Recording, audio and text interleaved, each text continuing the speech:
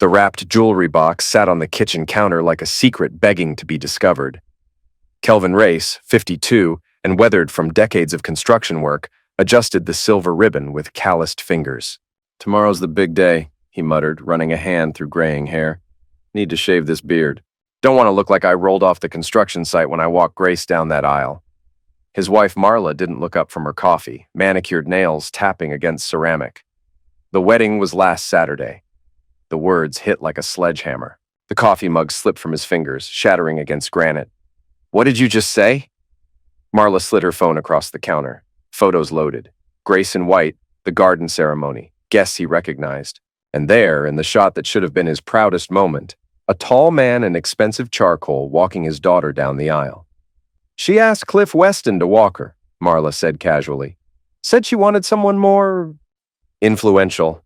"Influential," he repeated, the word tasting bitter. "Cliff's awesome," their 19-year-old son Gavin announced, grabbing an apple. "Super rich guy, made his fortune in real estate, took us to his private island last month. He's basically family now." "When you say us?" "Me, Mom, Grace, even got me this watch." Gavin flashed platinum. "Patek Philippe. Cliff says I remind him of himself. Ambitious, ready to move up." Marla's eyes never left her coffee. He's been mentoring Gavin, connections at Harvard, investment opportunities. The kind of future a young man deserves. The kind I can't provide. Those are your words, not mine. Kelvin picked up the jewelry box, the necklace he'd saved 3 months to buy, working double shifts for the pearl and diamond piece Grace had. Admired. "How long have you been planning to replace me?" "Replace you? Kelvin, you replaced yourself. When's the last time you took me anywhere nicer than Applebee's? When's the last time you offered our children anything beyond working class limitations?" "Working class built this house, paid for Grace's college," was being the operative phrase, Gavin interjected. "Cliff handled most wedding costs. Said Grace deserved better." That night, while Marla slept, Kelvin sat with whiskey and his laptop. The joint account showed the final wedding payment, $11,000. He canceled it, then opened a new account and began transferring funds beyond Marla's reach. A spreadsheet appeared. Restitution. Column headers. Name. Offense. Price. Status. First entry, Marla Race. Adultery, fraud, betrayal, TBD, pending. Monday brought phone calls like artillery fire. "Mr. Race, this is Elegant Events. The final payment bounced." "I wasn't invited," Kelvin interrupted. "Send the bill to whoever replaced me." By noon, vendors were threatening legal action. Kelvin's phone buzzed with frantic texts from Grace. "Dad, what's going on? The vendors are calling me. Why didn't you pay? This is embarrassing. Please just fix this." He turned off his phone. At Brennan and Associates, his lawyer Thomas spread documents across mahogany. "Kelvin, freezing marital assets is nuclear. This burns everything down. She replaced me, Tom, at my own daughter's wedding, with her boyfriend." "Boyfriend? You have proof?" Kelvin slid a manila folder across, thick with bank statements, hotel receipts, phone records. 6 months of detective work. Cliff Weston. 3-month pattern. 5-star hotels, expensive restaurants, weekend getaways to places I've never afforded. Brennan's eyebrows climbed. "This is extensive. How long have you been tracking this?" "Since I got suspicious. Credit cards don't lie. Neither do hotel registrations for 2. And the son wanting to change his name?" Kelvin's jaw tightened. "Got papers yesterday. Gavin Race wants to become Gavin Weston. Legal adoption by his mother's boyfriend. You have to sign off." "Not happening. Ever." "What exactly are you asking me to do?" "Everything. Freeze all marital assets. File for divorce on adultery grounds. Contest any claims on my business. And I want to know everything about Cliff Weston, his finances, his dealings, his vulnerabilities. Everyone has secrets, Tom. Rich men especially. I want to know his..." Wednesday brought certified mail requiring Kelvin's signature. He sat in his truck reading legal documents for the 3rd time. Petition for legal name change, Gavin Michael Race to Gavin Michael Weston. Reason, alignment with new family structure. Request for adult adoption. Biological father's consent required new family structure. The language was clinical, but cut deeper than any physical wound. His phone rang. Marla, voice tight with panic. "This nonsense has gone far enough. Come home. Bring your checkbook." Kelvin didn't answer. He drove in silence, the road a blur, headlights carving through the dark like a blade. When he stepped through the front door 20 minutes later, Marla was waiting. She stood in the foyer, arms crossed, still dressed from whatever dinner she thought she'd earned. The robe he'd pulled from the gravel at Cliff's lakeside cottage was now folded in a plastic grocery bag in his hand. "You came," she said, trying for control. "Good. I told you. We needed to talk. I didn't mean like this. I meant calm, rational, not whatever this is." Kelvin held up the bag. Marla frowned. "What's that supposed to be?" "You left it behind," he said.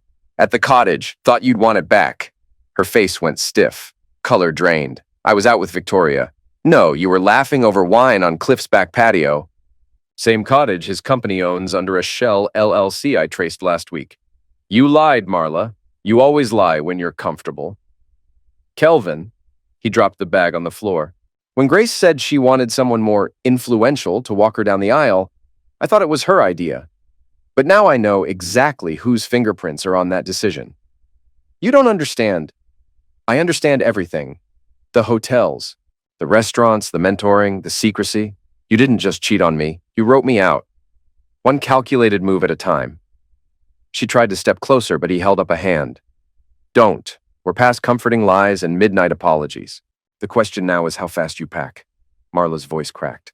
"I didn't mean to hurt you. But you did. And now I need to decide what that means. For the house, for the business, for our kids." She stared at him. "What do you want from me?" "I wanted the truth 2 months ago. Now, I want consequences." The house felt foreign when he entered. Expensive objects had appeared. Throw pillows, artwork, wine collection. Family photos rearranged, some missing. The wedding invitation sat on the mantel, elegant script announcing Grace's marriage. His name, nowhere on it. Marla stood in the living room, dressed for business. Behind her, Gavin lounged on the couch, his new watch glinting. "This tantrum needs to stop," she said after a pause. "Tantrum. Freezing accounts, refusing to pay for Grace's wedding. You're embarrassing us." Kelvin walked to the mantel, picked up the invitation. "Us? I see Grace's name, her husband's. Mr. and Mrs. Race request the honor. But somehow I missed my actual involvement. You were working, always working. I was working to pay for this." He held up the invitation. 11,000 final payment, 23,000 total. Every cent from 16-hour days coming home covered in concrete dust. Cliff helped with costs. Cliff. Kelvin set down the invitation carefully. "Tell me about Cliff." Marla's composure wavered. "He's a friend. A successful businessman.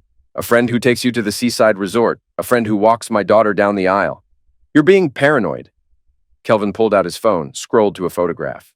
"Recognize this? Crystal clear. The seaside resort, March 15th. Marla and Cliff, hand in hand, walking toward honeymoon suites." "That was a business meeting? In the honeymoon suite?" Kelvin's voice dropped to a whisper. "Discussing what kind of business?" Color drained from Marla's face like water from a broken dam. 3 months, Marla. Every time I was out of state. Every time you said you were visiting your sister." He scrolled through more photos. The Grandview Hotel, Chez Laurent. The marina where he keeps his yacht.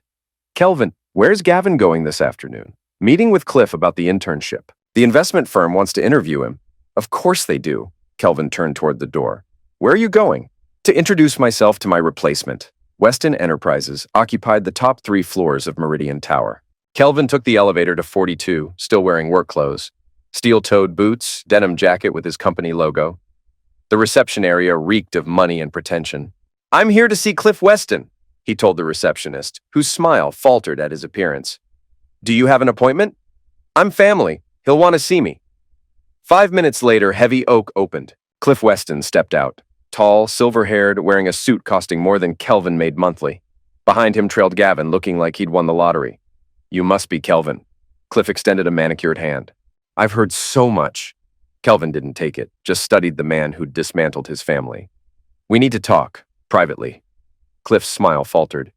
"Gavin, wait in the conference room. Coffee, pastries from that bakery you liked." "But I thought we were going to discuss—" Gavin caught himself. Cliff, I thought, we'll continue in a few minutes." The slip hit Kelvin physically. His son had almost called this stranger Dad. Cliff's office was a monument to ego. Awards, photographs with politicians, a view of the entire city. He settled behind an aircraft carrier-sized desk. "Look, Kelvin, I know this is awkward." "Awkward?" Kelvin remained standing. You hijacked my daughter's wedding. You're brainwashing my son. You're sleeping with my wife. I prefer to think I'm filling a void. A void you created. Excuse me? Cliff leaned back, steepling fingers. Marla was lonely. Grace needed a father figure who could elevate her standing, open doors. Gavin deserves opportunities beyond blue-collar aspirations. Limited scope. Be realistic. What can you offer? A construction worker's pension? Modest home in middle-class neighborhood? Social connections among tradesmen? Cliff's smile turned predatory. I can offer Ivy League educations, trust funds, connections spanning industries. I can give them the life they deserve. Kelvin's hands tightened on the chair back. You arrogant piece of... Careful. I have security on speed dial. Your family has moved on to bigger things. The question is whether you'll accept that gracefully or force an ugly situation. What kind of ugly situation? Restraining orders? Public embarrassment. Cliff shrugged casually. Marla's already spoken to her attorney about no-fault divorce. She's being generous. You know what, Cliff? You're right. I can't offer what you can. Cliff's smile returned, triumphant. But I can offer something you can't. What's that? Consequences. The forensic accountant Patricia Vance spread documents across Kelvin's kitchen table like tarot cards predicting disaster. 27,000 missing from your home renovation account, transferred to a shell company called CW Global Assets over 4 months. CW Cliff Weston. Gets better. Your wife's signature on incorporation papers. She's listed as co-founder and CFO. Patricia pointed to unmistakably Marla's signature. This isn't forgery. She signed willingly. So while I worked overtime saving for Grace's wedding, they were stealing from the house fund. It's wire fraud. Conspiracy. Federal charges carrying serious prison time. Patricia pulled out another folder. Mr. Weston isn't as successful as he pretends. IRS investigating him for 2 years. Mid-6 figures in unpaid back taxes, she added. He's buried under audits, red flags, and federal suspicion. The shell companies? All designed to launder money and hide assets from seizure. Kelvin leaned in, jaw tightening. How exposed is he? Patricia tapped the folder. Very. I traced 6 properties funneled through CW Global Assets. Your wife's name is on the Articles of Incorporation. She signed willingly? Twice. Kelvin exhaled slowly. Then I want him cornered before he knows he's hunted. Do you want to confront him? No, he said, standing. I want to warn him, just once, before it all collapses. Kelvin filed paperwork. Civil suit against Marla for unauthorized use of marital funds. Fraud report against Cliff filed with FBI White-Collar Crime Division. Criminal referral to IRS for tax evasion. Asset seizure requests for all shell company properties. Justice ground slowly, but exceedingly fine. Friday evening, Kelvin sat outside Giuseppe's, the upscale Italian restaurant where Marla celebrated her new chapter with Grace and society friends. Through windows, he saw them laughing, toasting champagne costing more than most people's daily wages. He walked inside, approached the maitre d'. I need to send something to the table by the window. The women celebrating.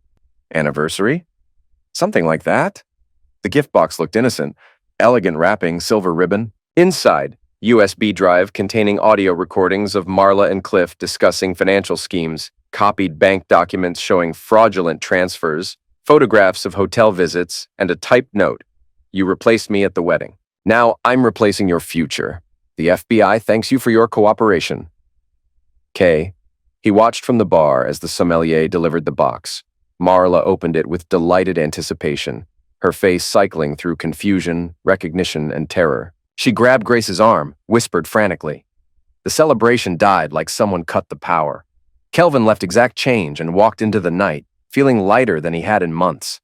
Monday brought chaos like a natural disaster. FBI raided Weston Enterprises at dawn. Federal agents swarming Meridian Tower. They carried out boxes while news crews filmed. Reporters describing the white-collar crime ring. By noon, financial newspapers ran stories about the investigation, complete with photographs of Cliff in handcuffs. Kelvin watched coverage from his office, coffee growing cold as he observed his enemy's empire's destruction. News anchors spoke seriously about wire fraud, money laundering, tax evasion, crimes carrying decades of prison time. His phone rang. Marla, voice cracking with panic. They arrested Cliff, froze his accounts. They're saying I'm part of it. Amazing how signatures work. When you sign your name, it becomes your responsibility. I need a lawyer. This is all a misunderstanding. No misunderstanding, Marla. You stole $27,000 from our joint account to fund your boyfriend's criminal enterprise. You signed documents making yourself an officer in his shell company. You actively participated in federal crimes. You did this. You reported us. I didn't destroy anything. I revealed everything. There's a difference. Choices come with price tags, Marla. Remember that word. You'll be hearing it a lot. Click. An hour later, Gavin showed up at the construction site looking like he'd aged 5 years overnight. This is insane. Gavin's face was red with fury. Cliff's arrested. Mom's named in federal investigation. Grace is freaking out because vendors are demanding payment. And you did this. You destroyed everything out of jealousy. Kelvin led him to the construction trailer, opened a filing cabinet, pulled out a thick folder. Sit down. Inside, Kelvin spread documents across the metal surface. Your friend Cliff has been stealing from us for months. $27,000 from the house renovation fund. Your mother helped. That's impossible. Her signature, her social security number, her incorporation as co-founder of his shell company. Kelvin pointed methodically. While I worked 16-hour days to pay for your sister's wedding, they were robbing us blind to fund their affair. Gavin stared at papers, his face cycling through emotions. This can't be right. FBI thinks it's right. That's why Cliff's in federal custody, facing 20 years. But the island, the watch, the internship. He was going to help me get into Harvard with stolen money, Gavin. Our stolen money. Money I earned breaking my back so you could have opportunities I never had. Gavin's hands shook as he leafed through evidence. I didn't know. No, you didn't. But you were happy to benefit, weren't you? Just like Grace was happy to have him walk her down the aisle. What happens now? Now you deal with reality. Cliff's going to federal prison. Your mother might join him. The fancy lifestyle, over the trust fund, never existed. The opportunities, built on fraud and theft. So what am I supposed to do? Grow up, fast, learn what honest work feels like, discover that real opportunities come from effort, not connections to criminals. This is your fault. If you'd been a better father... Better. Kelvin's voice dropped to a menacing whisper. I worked myself to the bone for this family. Saved every penny for your educations, your futures. I was building something real, lasting. You traded it for fool's gold because it came with better packaging. Gavin stormed toward the door, turned back. I hate you for this. Good. Hold on to that feeling. Maybe it'll remind you what loyalty should have meant. The trailer door slammed hard enough to rattle windows. The arraignment was standing room only, packed with journalists, federal prosecutors, and victims. Investors who'd lost savings, contractors never paid, employees whose pensions were looted. Kelvin sat in back, watching as his wife's lover was led in wearing orange scrubs and handcuffs. Assistant U.S. Attorney Jennifer Walsh was methodical. Your Honor, the defendant operated a complex network of shell companies designed to defraud investors and launder money. Our investigation uncovered over $2 million in fraudulent transactions spanning multiple states involving dozens of victims. Cliff's expensive lawyer attempted damage control with desperation. My client denies all charges. This is overzealous prosecution. Your Honor, Walsh interrupted. We have documentary evidence linking the defendant to wire fraud, tax evasion, money laundering, and conspiracy charges spanning 3 years. His co-conspirator, Marla Race, has already provided testimony in exchange for a plea agreement. Kelvin's heart skipped. Marla had flipped, turned against her lover to save herself. The judge, severe and experienced, reviewed the filing. Bail is set at $5 million. Cash only. Defendant will surrender passport and submit to electronic monitoring pending trial. Cliff slumped like a marionette with cut strings. $5 million cash was impossible with frozen assets, seized accounts, his empire reduced to rubble. Outside the courthouse, Kelvin intercepted Marla near her attorney's BMW. She looked aged a decade, hollow-eyed, thin, wearing clothes suggesting shopping sprees were over. You testified against him. She couldn't meet his eyes. I had to. They were going to charge me as full conspirator. 20 years, Kelvin. 20 years in federal prison. And now? Plea agreement. Guilty to accessory charges. 5 years probation. Full restitution. How much restitution? Everything. The house, my retirement, my jewelry. Everything I own goes to paying back victims. Good. Kelvin, please. I messed up, but we can work this out. Counseling, start over. Start over? His laugh was harsh as winter wind. You think we can pretend you didn't replace me with a criminal? Pretend our son doesn't want to change his name? Pretend you didn't steal from our family to fund your affair? Marla started crying. I never meant for it to go this far, but it did, and now you face the cost. He walked away as she sobbed in the courthouse parking lot. 2 months later, the house was in foreclosure. Marla's restitution payments claimed everything she owned. Grace, humiliated by media coverage, had moved across country with her husband, whose family wanted nothing to do with the federal crime syndicate their son had married into. Gavin had dropped out of college, couldn't afford tuition without Cliff's promised support.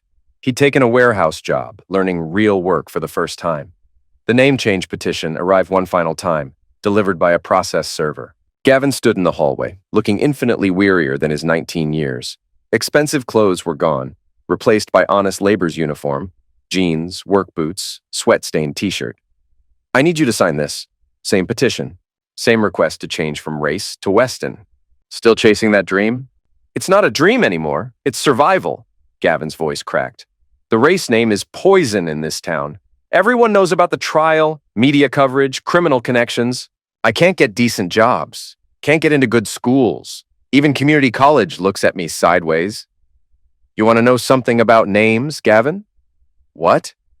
They don't change who you are. They just change how you hide from what you've done.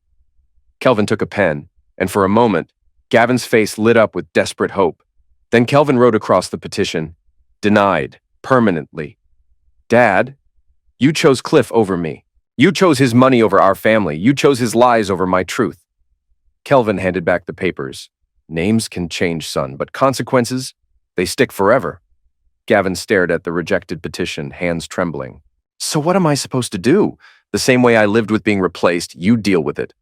This is cruel. No, Gavin, cruel is walking your daughter down the aisle while her real father sits at home. Cruel is stealing money from the man working to provide for you. Cruel is asking that same man to help you escape consequences of your choices.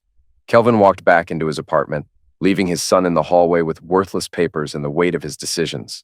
6 months after the trial, Kelvin received a letter from the Federal Correctional Institution, where Cliff was serving 8 years. He visited the sterile room filled with quiet desperation of families maintaining connections across prison walls. Cliff looked nothing like the polished executive, hollow-eyed, ill-fitting orange, aged 20 years. Thank you for coming. Kelvin said nothing, waited. I wanted to apologize for everything, for Marla, the wedding, taking your family. You didn't take anything. They gave themselves away. I never set out to destroy your marriage. It just happened. Nothing just happened, Cliff. You systematically seduced my wife, stole my money, replaced me at my daughter's wedding, tried to adopt my son. Every action was calculated to erase me from my family's life. I was arrogant, thought money could buy anything. And now? Cliff gestured around the visiting room. Now I understand there are things you can't buy, can't steal, can't replace. Like what? Respect, real family, a man's legacy, love that doesn't come with a price tag. Your son came to see me last month. Kelvin stopped, turned back. He wanted to know if I could help him when I get out, still chasing easy money, connections without effort. What did you tell him? I told him to ask his father, the man who built everything from nothing, the man who never needed to steal or lie to be successful. Cliff's voice dropped. The man I tried to be, but never could. Kelvin left without another word, walking into sunshine and freedom Cliff wouldn't see for years. The final confrontation came on a Tuesday evening. Kelvin found Gavin waiting by his truck, looking like he'd been there hours. We need to settle this. Thought we already did. You destroyed my life out of spite, and now you won't give me a chance to fix it. Truth hurts, doesn't it? Cliff was going to help me, give me opportunities. With stolen money, with criminal connections, with lies and fraud. I didn't know that, Gavin's voice cracked. How was I supposed to know? But you didn't care where it came from, did you? As long as it was easier than earning it. Not everyone can be the perfect blue-collar hero like you. Some of us want more than working-class life. More what, Gavin? More money you didn't earn? More respect you didn't deserve? More opportunities handed to you by criminals? You're just jealous because he had everything you don't. Everything I don't have, like what? Money, power, class. The ability to give people what they need without making them grovel. And what did I have that he didn't? Gavin faltered. What do you mean? I had a son who respected me, a wife who loved me, a daughter proud to have me walk her down the aisle. I had a family built on something real. Had, past tense. because you all chose to trade it for fool's gold. And when the gold turned out stolen, when the fairy tale collapsed, you blame me for not protecting you from your own greed. Gavin stepped closer, fists clenched. You could have forgiven Mom, could have worked things out. Instead, you chose revenge. I chose consequences. There's a difference. Is there? Because from where I stand, you look just as destructive as Cliff ever was. You're right about one thing, Gavin. I am destructive. When people cross me, betray me, replace me, I don't forgive and forget. I make sure they remember why they shouldn't have crossed me. So what happens now? Now you live with what you chose. Your mother chose Cliff over me. She got federal charges and bankruptcy. Cliff chose money over integrity. He got 8 years in prison. Grace chose social status over family. She got a marriage built on lies. And me? You chose fantasy over reality. You got reality. Gavin swung at him then. A wild, desperate punch. Kelvin caught his son's wrist, twisted just enough to send him stumbling into the truck. That the best you got? Gavin charged again, catching Kelvin around the waist in a clumsy tackle that sent them both crashing to asphalt. They rolled across the parking lot, Gavin throwing wild punches while Kelvin controlled his wrists with the easy strength of lifelong physical labor. This won't change anything, Kelvin grunted, pinning his son's arms. Fighting me won't bring back your trust fund. I hate you! Gavin screamed, tears streaming. I hate what you did to us. I hate that you destroyed everything instead of just letting it go. Good. Hold on to that. Maybe it'll teach you something about loyalty. Kelvin released him, stood up, brushed concrete dust off his jeans. Gavin lay on the ground, breathing hard, his expensive watch, the only remnant of brief luxury, cracked from the fall. Get up. No, I said get up. Gavin slowly pulled himself to his feet. I'm done with you, he whispered. I'm done with this family. I'm done with everything. Finally, something we agree on. Kelvin climbed into his truck, started the engine. Through the windshield, he could see Gavin standing in the parking lot, looking lost and broken. He drove away without looking back. 1 year later, Kelvin sat in his new office, a small construction consulting firm he'd started with money from liquidating assets. A knock interrupted his review of building plans. Grace stood in the doorway, uncomfortable but determined, wearing clothes suggesting her lifestyle had dramatically declined. Hello, Dad, he gestured to the chair across from his desk. Grace. She sat carefully, fidgeted with a discount store purse. I've been thinking about what happened, about the wedding, everything after, and I owe you an apology for excluding you, for choosing Cliff, for believing Mom when she said you didn't understand the importance of making the right impression. Kelvin waited. I was wrong. I know that now. Cliff, what he did to our family, what he took, I should have seen it. Should have questioned where the money came from. Should have, could have, would have. Doesn't change anything. I want to try to fix things between us. Fix what? You made your choice. You wanted a father figure who could elevate your social standing. You got one. The fact that he turned out to be a federal criminal isn't my problem. Grace's eyes filled with tears, but Kelvin felt nothing. No sympathy, no desire to comfort her. It was never about you not being good enough. That I was an embarrassment. That you deserved better. That Cliff could give you things I couldn't. Kelvin leaned back. The difference is, Grace, what I could give you was real. What he offered was stolen.